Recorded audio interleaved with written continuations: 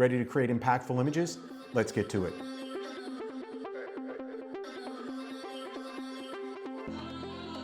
What's up everyone, my name is Sal Cincotta, Canon Explorer of Light, and today, I don't know if this is a good thing or a bad thing, but we are gonna break down some of the most impactful images that I've been able to create over my year.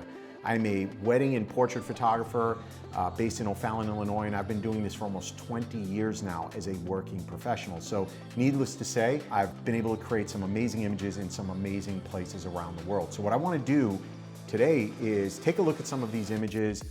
For me, they're iconic, maybe not for you, but look at what I believe makes them strong. And then for you as a photographer, the best way to learn is to look at your peers and try and find a way to go, okay, how do I take what they're doing structurally and then incorporate that into my body of work, right? I'm not looking for you to copy what I do or copy any other photographer. Make it your own, but you still have to understand the bones of what goes into a good shot. So that's what I want to do today. I want to break down a few of my images and look at it from that perspective. So first image up, this is by far and away one of my favorite images throughout my entire career. And there's a number of reasons I love this particular image, and mostly it's because I know no other photographer has this image. This is at the Missouri Athletic Club, downtown St. Louis, and they never, except for this photo shoot, open those doors and allow people on that balcony, and we got them to do this. For this particular shot, I used a 24-70, right, because we needed that wide shot. Now, what makes this shot strong? Look, a couple of things. My body of work, I am known for wide, dramatic portraits. I really love incorporating the environment into the shot. I think it makes it more interesting. You know, of course, there's something to be said if you've got a beauty client, boudoir, anything like that. Of course, you want to be tight and show that work. But for me and my style of photography, I love being wide and showing the entire environment. And it's something that, quite frankly, throughout my entire career has allowed my work to stand out against other photographers. So if you notice here, ton of symmetry, okay? And I think that's very important. When you're photographing with a building or large elements in the shot, you want balance in that shot because the naked eye is gonna immediately notice that there's no balance in that shot. And so one of the things you're gonna notice on the image is this symmetry, right? So let me mark this up for you. And what we'll do, let's mark it up in red. So, right, bullseye, the image, typically you'd have that person right in front of you, dead center. So we didn't do that, right? So we've got all of our lines as straight as possible going through this. And what we're doing is using the symmetry of the building, right? So we're trying to get everything as square and flush as possible. But rather than put your subject dead center, I'm putting them in the lower third of the frame, right? So we're still using the rule of thirds, but we're putting them down in that bottom third. Then of course, what we're doing, and this is more of a post-production technique, is we're also using light and shadow to drive us to the subject, right? So our subject is clearly here, and we're using lighting here to draw us down onto that level. And these are three Profoto A1, call them speed lights, with CTO gel on them. So I wanted that warm orange light firing into the windows to give the windows a little bit of life, right? I don't want everything to just be dark and black and then they're popping off the frame. I want it to feel alive. So that's why we use some light there to illuminate them. And then of course in post-production, just darken down the overall scene and made sure that we enhanced them in the lighting. And so with a shot like this, when my clients are seeing something like this, they are just mesmerized. It feels like it's artwork to them. And that's what I want from my portfolios. I want something that is impactful. Look, if you're a photographer, an artist, a creative, whatever you create, right, from it, whether it's an image or a design piece, the ultimate goal is to get people to stop and look at the image. And so an image like this really will get you to stop and look and try and find the subject in there. Also, this really lends to when I'm trying to get my clients to sell this as artwork in their home and print it on their wall. I don't want them to print this as an 8x10. That's not what I'm looking for. Instead, I want this printed as a 20-30, 30-40. The objection most clients will have is, I don't want anything that big of myself on the wall. Well, as a 30 by 40, they're probably gonna be less than 10 inches of that frame, maybe even smaller, right? And so now what ends up happening is you have this impact by printing it and putting it on a wall, right? This is not an image that's gonna necessarily look good digitally, but printed on the wall, which is the ultimate goal of what I'm trying to create for my clients. Somebody's gonna look at that when they walk into their home and be like, man, that's a beautiful building, that's beautiful architecture. Oh my gosh, you're in it. That's the goal. That's what I'm looking for from an impactful image, okay? So let's go to the next image here. So now this is more of a kind of a mid shot, right? Not quite as far away. Obviously, this particular shot, shot this over in the UK, and this was natural light that we were working with there. And again, think about the environment here. And I want you to notice subject placement, because this is very important when we talk about composition. If we look, right, you can see we've got this incredible horizontal line driving through the shot. Yes, it's cutting through her waist. Nothing I can do there. I'm not gonna elevate her on a platform. If I get down lower, I lose the environment that's behind the scene. So yeah, this is something I'm gonna be okay with. We're driving her through the scene, that horizontal line through the scene. All of the buildings are here. We get a blip, and then it goes through here. Well, if you notice here, right, if we add another layer here, where would the most natural place to put her be? I wouldn't want to put her here, right, with the tower growing out of the top of her head. I wouldn't want to put her in any of these areas where we now have something that feels like it's cutting through her. The most natural area for this is where there's this void in the shot. So if you were looking at the shot with the naked eye, you'd see that's the street that drives. If you've ever been in this area in London, that's the street where all the buses and cars drive. So there's a natural gap there. So visually what I'm doing is I'm putting her in that gap so that as the eye comes through this, it kind of goes right through here. We see Big Ben, and then bam, we've got our bride right there. That's what I'm looking to create. So now we're driving the eye from left to right through the image. But this is more video, Hollywood maybe. We're creating a little bit of tension. Everybody, right, in the Western world, I suppose, reads left to right, top left, bottom right. Well, if you're reading top left, bottom right, you'd be coming through here and you'd hit her face. And what ends up happening is she's looking back this way. So you never exit the frame to the right, okay? That's known as tension. And so that was a little bit of intention there. So one, we were working with the direction of light, but if I had had her here in the frame, that would have been really bad tension, because now you're coming in from the left and she's right here on the left, looking back out that frame to the left, right? There's not enough movement or area there. So that creates really bad tension.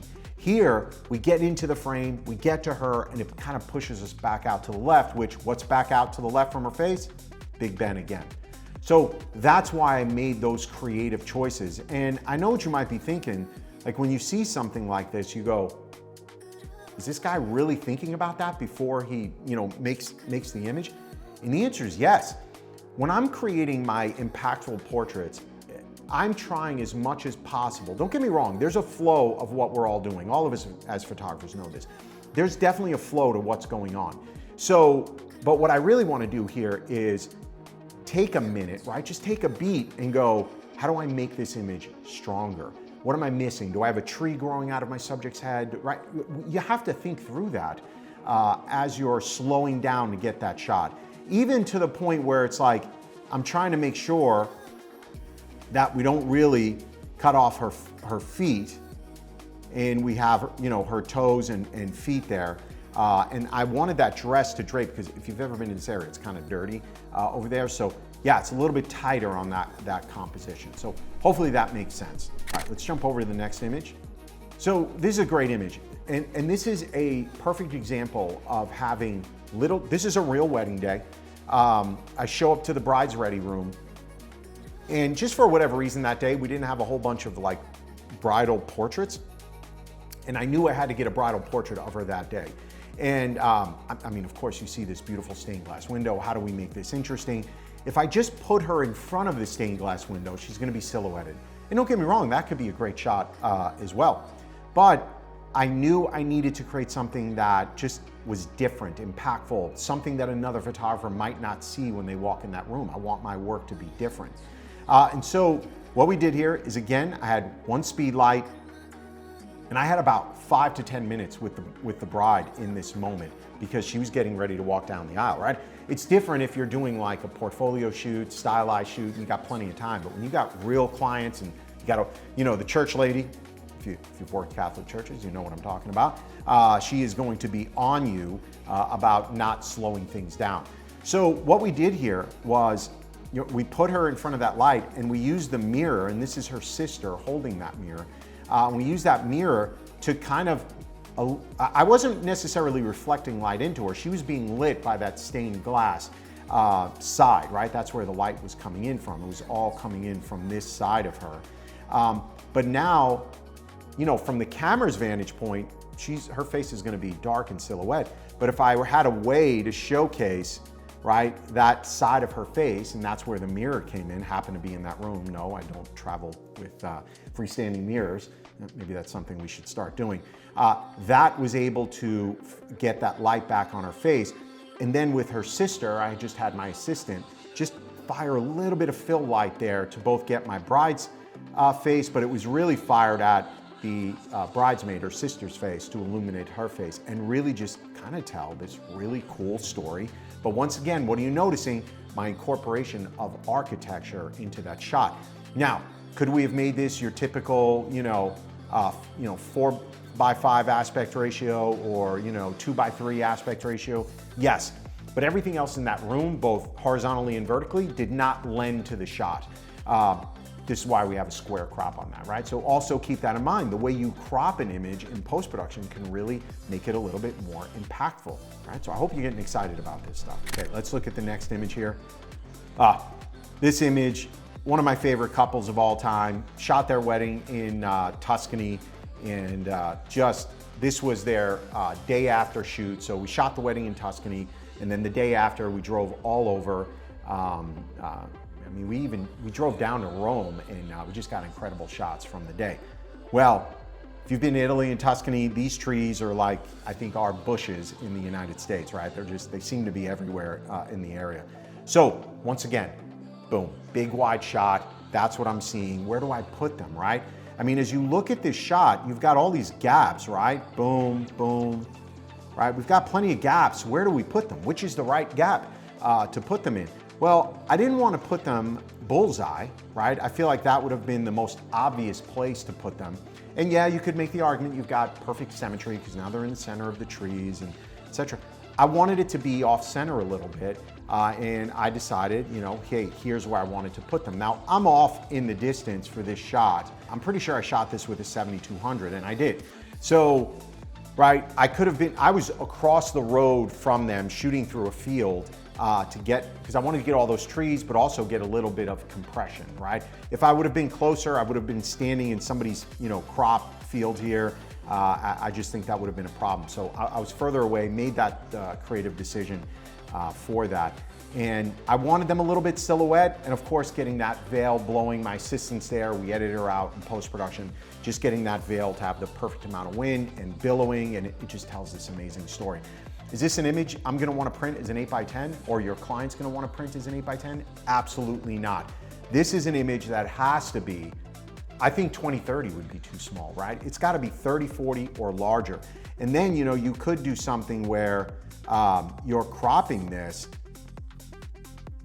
even down in this area, where it creates an even stronger image, right? And drives us down. I like that crop better. And so maybe this is a, 30-60, right? An image like that as you deliver it to the client. And now, right, as soon as I made that crop, the couple pops in a little bit stronger. So I'm hoping you're getting the gist here, right? The story is not always tight, right? I've always throughout my career just believed in photographing tight, middle, wide. And it allows you to tell a story in their album. It allows you to tell a story online. It allows you to tell a story on their walls, right? This is a piece of art that they can put on their walls, huge, and that's what I love doing. And so this is just a beautiful image, an environmental portrait that really drives the point home of where we are. If I had gone in and taken this as a tighter portrait, would it look good? Of course. And we have tight portraits from this scene, but would it have the same impact? No. Would we be able to know where they are in the environment? Or, you know, is this, think of it like if you do video, an establishing shot of our bride and groom. I love these types of images, just very strong, very impactful. All right, let's look at a couple of non-wedding shots here where you're seeing me implement the same kind of technique here. So here's another image we did. This was for a commercial shoot, and we're on a parking garage, top level of a parking garage, right? So there's a wall here that you probably can't see. There's a lip to a wall. It's going right through here. So I couldn't really elevate her much more. I think on this, I had her standing on like a pelican case just to give her a little bit of elevation there. But that was about as high as I can get her without putting her on the ledge of the building. And then what are we seeing here? Top left to right, look at how composition is stair-stepping us down right into her and then carrying us out of the frame. Are you seeing that? It's so strong to do this. Once again, I use the gap in the building. If I had put her here, right, or here, yeah, maybe you could make the argument we're going left to right, but it's not gonna have that same impact on putting her in that kind of open gap here and driving us back into frame, right? Because what are we doing? We go left to right, but where's she looking? Back to the left, creating a little bit of tension. So your eye's gonna go to her, you're gonna find her. Why? Because she's the brightest part in the scene, and then your eye's gonna drive it, she's gonna drive you right back out, right? Because what is she looking at? And that's gonna drive you out of that frame. So the way she's looking almost serves as an anchor in the image to drive you back out, okay? So these are just techniques to start creating stronger images when you're out there. Now, look, it's gonna require you to think a little bit differently and maybe slow down. I know as photographers and creatives, we get out there and we're just like, there's stuff everywhere. And there is stuff everywhere. But slow it down and really start paying attention to some of those details to create, again, a stronger image. So last image, photographed this at a workshop I was teaching in Iceland. And so yeah, it's a little bit different. Now it's more of a portfolio shoot, but I still want to slow down, take my time, and do something impactful. Let's just start out. Look where our subject is. She's not bullseye, right? Which would be right about there. So she's down below, center, but I still want to show that foreground, right? I wouldn't want to have cropped this image right below her feet in camera. I want to showcase where we're at. So we see this, reflecting water here. I've got her right on that shoreline there from the waterfall. Look at also where the direction of light is, right? Direction of light is coming this way, right? And I play into that because what we're doing is, obviously we have an assistant there holding the dress, letting go of that dress, and we're gonna edit her out in post. But what I'm doing is I'm getting all of her body lines kind of leaning right out to camera right and letting the dress go that way because I've got light coming in from the other direction. So here, we've got light coming in this direction and the dress, her arm, right, start driving us out of frame. And then we're going in from dark to light, and then we've got color out there out on the right part of that frame, right? So if you kind of close your eyes and open them, what's drawing you in, right? It's her face and arm are brighter than the waterfall in the background, even if it's only subtly. And then red is always gonna draw your eye, right? That's why so many photographers love photographing red. It's just that color that's gonna pop always. And so we're using that to now draw us through that frame. But once again, sure, I've got some tight shots of her here, but there's no establishing shot. We don't know where she is, right? If I had that tight shot, I wouldn't know where she is, I wouldn't understand the environment, I wouldn't understand context. So now by producing this wide shot, we see the waterfall, we feel that water falling, you can see the motion in that waterfall. And then her pose and the way we've released the dress, right? I've got pictures of her looking at camera and looking towards the light. And by doing that, you start giving yourself, of course, a multitude of images to choose from when you get back. But at the end of the day, I hope your takeaway here is, and I hope you've enjoyed this video, guys, I hope your takeaway is, use the environment to tell the story. I know a lot of creatives that I work with and have worked with over the years, they tend to see very tight when they're dealing with subject like a person, right? Or a dog or something like that, because that is your subject, that's your primary element. My way of seeing the world is, yes, my bride, my model, my senior, my boudoir client, whatever the case may be, of course, they're my primary subject.